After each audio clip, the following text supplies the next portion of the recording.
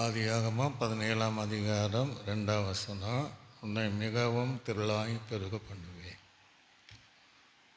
எத்தனையோ வருஷமாக நீங்கள் ஆசீர்வாதம் இல்லாமல் இருக்கலாம், ஆசீர்வாதத்தை விரும்பி உங்களுக்கு கிடைக்காமல் இருக்கலாம், அதற்காக நீங்கள் பிரயாசப்பட்டு இருக்கலாம், அந்த பிரயாசத்துக்கேற்ற பலனை உங்கள் வாழ்க்கையில் கிடைக்காமல் இருக்கலாம்.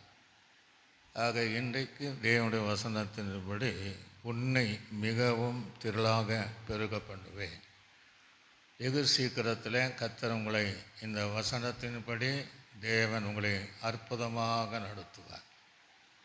இந்த வசனங்க உங்கள் வாழ்க்கையில் நிறைவேற போகிறது.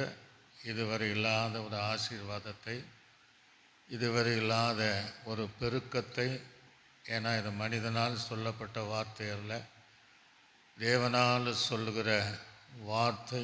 நீங்கள் ரொம்ப வருஷமாக அது விரும்பியிருக்கலாம், ஆனால் இன்றைக்கு தேவன் அதற்கு உங்களோடு பேசுகிறவர். உன்னை மிகவும் திரளாக பெருக பண்ணுவேன், கொஞ்சமல்ல திரளாய் பெருக பண்ணுவேன். நீங்கள் சொல்ல போகிறீங்க, இந்த சில மாதத்திற்குள்ளாக இல்லை இந்த வருடத்து முடிவுக்குள்ளாக ஒரு சில கர்த்தர் இந்த வார்த்தையின்படி என்னை மிகவும் ஆசீர்வதித்து என்னை திரளாக பெருக பண்ணினார் என்கிற சாட்சிகளை நீங்கள் சொல்ல போகிறீங்க.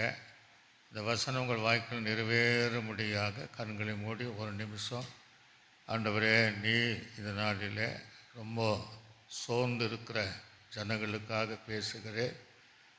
வேதம் சொல்லுகிறப்பட உன்னை மிகவும் திரளாக நான் பெருக பண்ணுவேன் என்று இந்த சத்தத்தை கேட்கிற, இதை கூர்ந்து கவனிக்கிற அவங்க மேலே இந்த ஆசீர்வாதங்கள் திரளாக இறங்குவதாக என்று இயேசுவின் நாமத்தினால நாங்கள் ஜெபிக்கிறோம். கர்த்தரோடு ஆசீர்வதிப்பீராக.